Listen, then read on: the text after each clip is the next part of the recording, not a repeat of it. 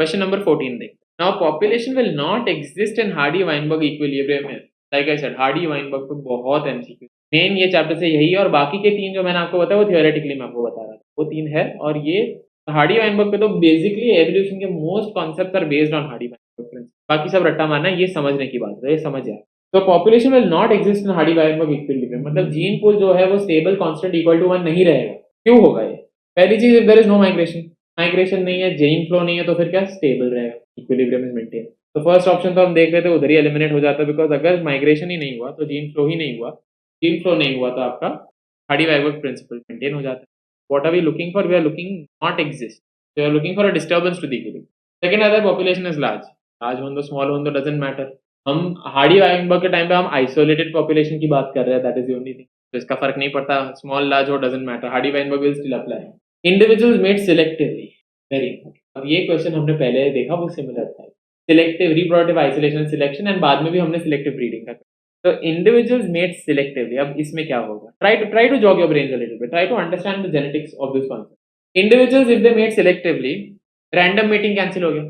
अब random mating नहीं हुआ, सिलेक्टिव मेटिंग हुआ, तो सिलेक्टिव जीन्स ही नीचे जाती जा रही है, उसमें वेरिएशन के चांसेस बढ़ जाते हैं, बिकॉज जीन पूल आपका चेंज होने के चांसेस बहुत बढ़ जाते हैं. सिलेक्टिव मेटिंग आप करते रहते हैं. If you see we use when we are talking about genetics, आप जब उसमें एग्जांपल देखेंगे तो आप देखते हैं selective breeding has been used to give you more genetic variation which is beneficial to us.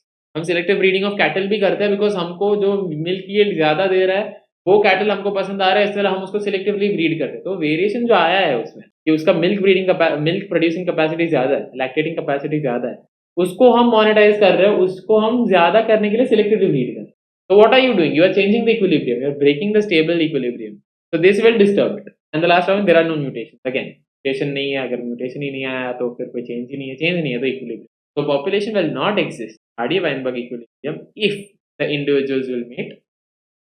A population will not exist in Hardy-Weinberg equilibrium. Not exist. इधर आपका keyword क्या है? Not exist. Not. So if there is no migration, Hardy-Weinberg equilibrium is maintained. The लिखा है Hardy-Weinberg law states that allele frequencies in a population are stable and they remain constant from generation to generation when there is random and non-selective mating. In case of lack of random mating, genetic equilibrium will obviously maybe application of the same Hardy-Weinberg theory है ये.